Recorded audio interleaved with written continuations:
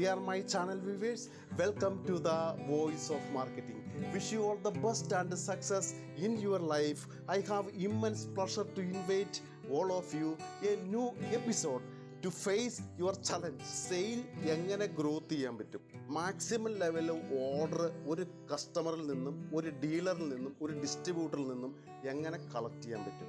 അതിന് ആദ്യം വേണ്ട ഒരു ക്വാളിറ്റി എന്ന് പറയുന്നത് നമ്മുടെ ബ്രോഷർ ശരിക്കും നമ്മൾ പഠിക്കുക എന്നുമാണ്. നമ്മുടെ ഫുൾ പ്രോഡക്റ്റുകളെ കുറിച്ചുള്ള ഒരു നോളജ് ആ മാർക്കറ്റിംഗ് എക്സിക്യൂട്ടീവിന് ഉണ്ടായിരിക്കണം, ആ സെയിൽസ് എക്സിക്യൂട്ടീവിന് ഉണ്ടായിരിക്കണം. മിക്കവാറും പറയാൻ പോകുന്നത് ആദ്യത്തെ കുറച്ച് ഓർഡറുകളുടെ കാര്യമായിരിക്കും പറയുന്നത്. പിന്നെ നമുക്ക് ഒരു 19ഓളം പ്രോഡക്റ്റുകൾ ഉണ്ടാവും. ഈ പ്രോഡക്റ്റുകളെ കുറിച്ച് റിമൈൻഡ് ചെയ്യേണ്ടതും ഈ പ്രോഡക്റ്റുകളെ കുറിച്ചുള്ള നോളജ് എപ്പോഴും അവരുടെ ചെവിട്ടിലോട്ട് അവരുടെ മനസ്സിലേക്ക് നമ്മൾ കൊടുത്തുകൊണ്ടിരിക്കേണ്ടത് ഒരു മാർക്കറ്റിംഗ് എക്സിക്യൂട്ടീവിൻ്റെയോ സെയിൽസ് എക്സിക്യൂട്ടീവിൻ്റെയോ അവരുടെ ഒരു റെസ്പോൺസാണത്. അല്ലെങ്കിൽ 4-5 ഐറ്റം മാത്രമാണ് ഒരു കമ്പനിക്ക് വിറ്റുപോയുള്ളൂ. എല്ലാ പ്രോഡക്റ്റും ഷോർട്ടേജ് ഉണ്ടോ, ഈ പ്രോഡക്റ്റ് ഷോർട്ടേജ് ഉണ്ടോ, ഇവിടെ ഐറ്റം ഉണ്ടോ, അല്ലെങ്കിൽ വേറെ കോമ്പറ്റീറ്റർ കയറിയിട്ടുണ്ടോ, ഈ കാര്യങ്ങളെക്കുറിച്ച് അതിൻ്റെ കോഡ് നമ്പർ അനുസരിച്ച് ഈ ഡീലേഴ്സിനെ എഡ്യൂക്കേറ്റ് ചെയ്യണം, ഡിസ്ട്രിബ്യൂട്ടേഴ്സിനെ എഡ്യൂക്കേറ്റ് ചെയ്യണം. അതിലൂടെ മാത്രമാണ് നല്ലൊരു ടേൺ ഓവറിലേക്ക് ഒരു കമ്പനിക്ക് വളരാൻ പറ്റുള്ളൂ. കൂടുതൽ നമ്മുടെ ഓർഡേഴ്സ് കൂട്ടണമെങ്കിൽ, നമ്മുടെ ടേൺ ഓവർ ഒരു കമ്പനിക്ക് കൂടണമെങ്കിൽ, അല്ലെങ്കിൽ ബ്രോഷർ മനപ്പാടമാക്കിയിട്ട് ഓരോ പ്രോഡക്റ്റും ഡീലറുടെ അടുത്തും ഡിസ്ട്രിബ്യൂട്ടറുടെ അടുത്തും സംസാരിച്ചിരിക്കണം. കമ്പനിയുടെ പ്രോഡക്റ്റ് പർച്ചേസ് ചെയ്യുന്ന ഡിസ്ട്രിബ്യൂട്ടറാണ്. ഈ ഡിസ്ട്രിബ്യൂട്ടർ ഓരോ ഡീലറെയും വിസിറ്റ് ചെയ്യുമ്പോൾ തൻ്റെ ഓരോ പ്രോഡക്റ്റുകളെ കുറിച്ചിട്ട് കൃത്യമായിട്ട് അയാൾക്കൊരു നോളജ് ഉറപ്പായിട്ടും കൊടുത്തിരിക്കണം. എങ്കിൽ മാത്രമാണ് ഫുൾ ഐറ്റത്തിന് ഒരു വലിയ ഓർഡർ നമുക്ക് റിസീവ് ചെയ്യാൻ പറ്റുള്ളൂ. നമ്മളൊക്കെ എന്തിനാണ് നിൽക്കുന്നത്? നമ്മളെല്ലാവരും സെല്ലറാണ്, വിൽക്കാൻ വേണ്ടിയാണ് ഇരിക്കുന്നത്. എൻ്റെ കയ്യിൽ എൻ്റെ കമ്പനി പ്രൊഡ്യൂസ് ചെയ്യുന്ന പ്രോഡക്റ്റ് വിൽക്കുക എന്നുള്ളതാണ് എൻ്റെ റെസ്പോൺസ്. പേയ്മെൻറ്റും നന്നായിട്ട് മേടിക്കാൻ പഠിച്ചാൽ, എല്ലാ പ്രോഡക്റ്റും നന്നായിട്ട് വിറ്റാൽ നമ്മുടെ ടേൺ ഓവർ കുതിച്ചുയരും. പിന്നെ നമുക്ക് ഓർഡർ ഗ്രോത്ത് ചെയ്യാനുള്ള മറ്റൊരു വലിയ ഏരിയ, ഒരു കമ്പനി ഫാസ്റ്റ് മൂവ്മെൻ്റായിട്ട് വിറ്റഴിക്കപ്പെടുന്ന ഒരൈറ്റം ക്രമാതീതമായിട്ട് ആ ഡീലർ എടുക്കാതിരിക്കുന്നു. എന്താണ് അവിടെ സംഭവിച്ചുകൊണ്ടിരിക്കുന്നത്? അത് നമ്മൾ മോണിറ്റർ ചെയ്യണം. വേറൊരു കോമ്പറ്റീറ്റർ അവിടെ കയറിയിരിക്കാം, പ്രൈസിങ്ങിൻ്റെ വേരിയേഷൻ വന്നിരിക്കാം, അല്ലെങ്കിൽ നമ്മുടെ സർവീസിൽ എന്തെങ്കിലും പ്രോബ്ലം വന്നിട്ടുണ്ടോ, നമ്മുടെ കംപ്ലൈൻറ്റ് ഇഷ്യൂകൾ എന്തെങ്കിലും വന്നിട്ടുണ്ടോ, എന്താണ് ആ കസ്റ്റമറുടെ ഇഷ്യൂ, റിയൽ ഇഷ്യൂ എന്താണ്, എന്ത് പ്രോബ്ലം കൊണ്ടാണ് അയാൾ പർച്ചേസ് ചെയ്യാത്തത്, അത് പഠിച്ചിരിക്കണം, അത് അറിഞ്ഞിരിക്കണം. അതനുസരിച്ച് അവരെ മാറ്റം നമ്മൾ കൊണ്ടുവന്നിരിക്കണം. നമ്മൾ മോണിറ്റർ ചെയ്തോളണം. ഒരു ഡീലർ എത്ര പർച്ചേസ് ഒരു മാസം ചെയ്യുന്നുണ്ട്, ഒരു ഡിസ്ട്രിബ്യൂട്ടർ എത്ര പർച്ചേസ് ചെയ്യുന്നുണ്ട്, ഏതൊക്കെ ഐറ്റം പർച്ചേസ് ചെയ്യുന്നുണ്ട്, അതിൻ്റെ ക്വാണ്ടിറ്റി എത്രയാണ്, കഴിഞ്ഞ മാസം എത്ര പർച്ചേസ് നടത്തിയിട്ടുണ്ട്, ഈ മാസം അത്രയും നടത്തിയിട്ടുണ്ടോ, അതിൽ കുറഞ്ഞിട്ടുണ്ടോ, എന്താണ് പ്രോബ്ലം. ഈ കാര്യങ്ങളെക്കുറിച്ച് വിശദമായിട്ട് ഒരു മാർക്കറ്റിംഗ് എക്സിക്യൂട്ടീവ് അല്ലെങ്കിൽ ഒരു കമ്പനി അതോറിറ്റി അല്ലെങ്കിൽ ഓർഡർ എടുക്കുന്ന ആൾ കാൽക്കുലേറ്റായിട്ട് അത് പഠിച്ചിരിക്കണം. അതനുസരിച്ച് അവരുടെ അടുത്ത് ചോദിച്ചിരിക്കണം. നമ്മുടെ ക്വാളിറ്റി, നമ്മുടെ പ്രൈസിങ്ങും, നമ്മുടെ വേറെ എന്തെങ്കിലും ഓഫർ കൊടുക്കുകയാണെങ്കിൽ സ്പെഷ്യൽ ഓഫർ കൊടുത്തെങ്കിലും ആ കസ്റ്റമറെ തിരിച്ചു കൊണ്ടുവരണം. ഇതുപോലെ തന്നെ മറ്റൊരു തരം കസ്റ്റമേഴ്സ് ഉണ്ട്. ഇപ്പോൾ ഞാൻ പറഞ്ഞതിൻ്റെ ബാക്കിയാണ്. വളരെ കൃത്യമായ പേയ്മെൻറ്റ്, വളരെ ആക്യുറേറ്റായി ചെക്കുകൾ പാസ്സാവുന്നു. 50,000-ന് 25,000-ന് 35,000-ന് ചെക്കുകൾ അല്ലെങ്കിൽ നെഫ്റ്റ് വരുന്നു. കൃത്യമായ ചെക്കുകൾ പാസ്സായിക്കൊണ്ടിരിക്കുന്നു. അതിനിടയ്ക്ക് അവർ പർച്ചേസ് അങ്ങ് പെട്ടെന്ന് കുറയ്ക്കുന്നു. ആദ്യം പറഞ്ഞ ഫാസ്റ്റ് മൂവ്മെൻറ്റിൻ്റെ ആയിട്ടാണ്. അല്ലാത്ത മൊത്തത്തിൽ ഇവർ നമ്മളെ ഒഴിവാക്കുന്ന രീതിയിൽ, നമ്മളെ നെഗ്ലക്റ്റ് ചെയ്യുന്ന രീതിയിൽ ഇവർ പതുക്കെ നമ്മളിൽ നിന്നും ഒരു ഡീലറോ ഡിസ്ട്രിബ്യൂട്ടറോ അകലാൻ ശ്രമിക്കുന്നു. വാച്ച് ചെയ്യണം, അത് നോട്ട് ചെയ്യണം. എന്താണ് അവിടെ സംഭവിച്ചുകൊണ്ടിരിക്കുന്നത്, നമ്മുടെ ഭാഗത്ത് എന്താണ് പ്രശ്നം സംഭവിച്ചുകൊണ്ടിരിക്കുന്നത്. ഒരു കമ്പനിയുടെ ഡിസ്ട്രിബ്യൂട്ടർ ഏതൊക്കെ ഐറ്റം എടുക്കുന്നുണ്ട് അത് മോണിറ്റർ ചെയ്യണം.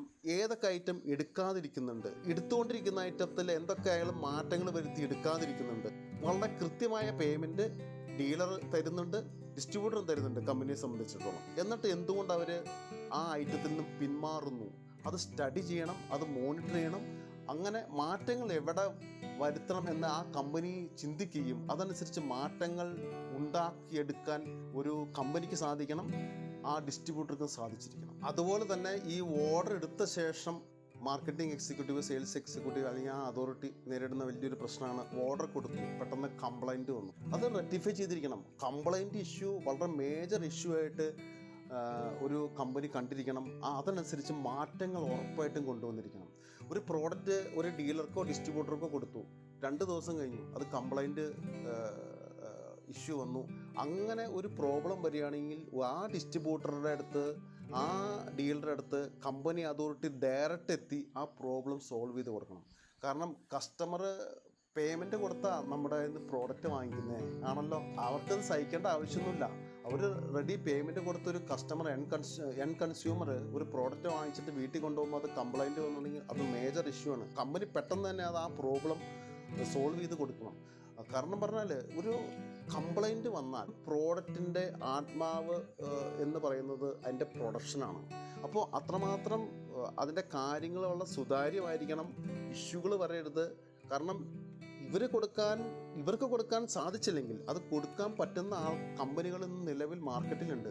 അപ്പോൾ ഒരു ഷോപ്പ് മെയിൻറ്റെയിൻ ചെയ്തുകൊണ്ട് പോവുക, നിലനിർത്തി കൊണ്ടുപോകുക എന്ന് പറയുന്നത് വലിയൊരു കാര്യമാണ്, വലിയൊരു കടമയാണ് ഇന്നത്തെ കാലത്ത്. ഒരു ഡീലറുടെ അടുത്ത് ആദ്യം എങ്ങനെയാണ് വരുന്നത്, ഒരു സാമ്പിൾ ഐറ്റം വെച്ച് അത് കുറേശ്ശെ ഐറ്റം വെച്ചാണ് അവിടെ ഒരു ഫുൾ സിങ്ങിലേക്ക് മാറുന്നത്. അത്തരം ഒരു സാഹചര്യത്തിൽ നമ്മൾ ഓടി ഒരു കംപ്ലൈൻറ്റോ പ്രോബ്ലമോ വന്ന ആ ഷോപ്പ് പെട്ടെന്ന് നഷ്ടപ്പെടുന്ന അവസ്ഥയിലേക്ക് വരും. അപ്പോൾ തന്നെ ആ ഡീലറെയോ ഡിസ്ട്രിബ്യൂട്ടറെ വിളിച്ച് ആ പ്രോബ്ലം സോൾവ് ചെയ്ത് അവർക്ക് പ്രോഡക്റ്റ് സഡനായിട്ട് റീപ്ലേസ് ചെയ്ത് കൊടുത്ത് അത് സെറ്റിൽ ചെയ്യണം. അത് ആവശ്യമാണ്. അല്ലെങ്കിൽ മാർക്കറ്റിൽ നിൽക്കാൻ പറ്റില്ല. നല്ല പേയ്മെൻറ്റ് തന്നെ ഷോപ്പുകളുടെ കാര്യം നമ്മൾ പറഞ്ഞു. കൃത്യമായ വിസിറ്റിംഗ് മസ്റ്റായിരിക്കണം. ഇത്തരം ഷോപ്പുകളിൽ, ഇത്തരം ഡീലേഴ്സിൻ്റെ അടുത്ത് കൃത്യമായിട്ട് വിസിറ്റിംഗ് നടത്തിയിരിക്കണം. നമ്മുടെ പ്രോഡക്റ്റുകൾ, നമ്മളുടെ ബ്രാൻഡുകൾ അവിടെ അവരുടെ ഡിസ്പ്ലേകളിൽ നിറഞ്ഞിരിക്കണം. Stock position കൊടുത്തിരിക്കണം. അവിടെ സ്റ്റോക്ക് തീർന്ന് വേറൊരു കോമ്പറ്റീറ്റർക്ക് അവിടെ കയറി ഇരിക്കാനുള്ളൊരു അവസരം നമ്മളായിട്ട് ഉണ്ടാക്കി കൊടുക്കരുത്. അതിനെന്ത് ചെയ്യണം? അതിന് ഓർഡർ എടുക്കുന്ന ആൾ ഈ പറഞ്ഞ പോലെ ആദ്യം പറഞ്ഞതിൻ്റെ ബാക്കിയാണ്. ഏതൊക്കെ ഐറ്റങ്ങളിൽ ഷോർട്ടേജ് ഉണ്ടോ, അല്ലെങ്കിൽ എക്സിക്യൂട്ടീവ് അവിടെ പോകുമ്പോൾ ഏതെങ്കിലും ഐറ്റം ഷോർട്ടേജ് ആയാൽ നേരിൽ കാണുകയാണെങ്കിൽ അത് പറഞ്ഞ് ടൈറ്റായിട്ട് എല്ലാ പ്രോഡക്റ്റും ടൈറ്റായിട്ട് സ്റ്റോക്ക് ആവശ്യത്തിന് അവിടെ വച്ചു കൊടുക്കാൻ, നല്ല പേയ്മെൻറ്റൊക്കെ തരുന്ന പാർട്ടിയാണെങ്കിൽ സ്റ്റോക്ക് ആവശ്യത്തിന് അവിടെ വച്ചു കൊടുക്കാൻ തയ്യാറാവണം. എങ്കിൽ പോലും നല്ല ഫാസ്റ്റ് മൂവ്മെൻ്റുള്ള ഐറ്റമാണ് പർച്ചേസ് ചെയ്യുള്ളൂ. അപ്പോൾ നമ്മളിൽ നിന്ന് പർച്ചേസ് ചെയ്യുന്ന ഐറ്റത്തിൻ്റെ സെയിൽ ഒരിക്കലും താഴേക്ക് പോകാതെ ഈ എക്സിക്യൂട്ടീവ്, ഓർഡർ എടുക്കുന്ന അതോറിറ്റി അത് ശ്രദ്ധിക്കണം. ആ തരത്തിൽ ശ്രദ്ധിച്ചാൽ അവരുടെ ടേൺ ഓവർ, അവരുടെ സെയിൽസ് അത് കൂടാൻ സഹായിക്കും. പിന്നെ ഓർഡർ എടുക്കുന്ന വ്യക്തി ചെയ്യേണ്ട മറ്റൊരു വലിയ കാര്യമാണ് റെഗുലർ വിസിറ്റിംഗ് നടത്തിക്കൊണ്ടിരിക്കണം. നമുക്ക് ഷോപ്പിൽ ഓർഡർ കിട്ടുകയോ കിട്ടാതിരിക്കുകയോ ചെയ്യട്ടെ, പക്ഷേ വിസിറ്റിംഗ് കൃത്യമായിരിക്കണം, ആക്യുറേറ്റ് ആയിരിക്കണം. അങ്ങനെ എത്തിയാലുള്ള ഗുണം ആ ഡീലർക്കോ അല്ലെങ്കിൽ ആ ഡിസ്ട്രിബ്യൂട്ടർക്കോ അയാളിൽ ഒരു വിശ്വാസം വളരെയാണ്. ഇയാൾ കൃത്യമായിട്ട് വിസിറ്റ് ചെയ്യുന്നുണ്ട്, അല്ലെങ്കിൽ അയാൾ എല്ലാ വെള്ളിയാഴ്ചയും കൃത്യമായിട്ട് എൻ്റെ ഷോപ്പ് വിസിറ്റ് ചെയ്യുന്നുണ്ട്, അല്ലെങ്കിൽ എൻ്റെ ഓഫീസിൽ അയാൾ എല്ലാ ദിവസവും എല്ലാ ഫ്രൈഡേയും വരുന്നുണ്ട്, അല്ലെങ്കിൽ എല്ലാ മൺഡേയും കൃത്യമായിട്ട് വരുന്നുണ്ട്. അയാളെ വിശ്വസിക്കാം.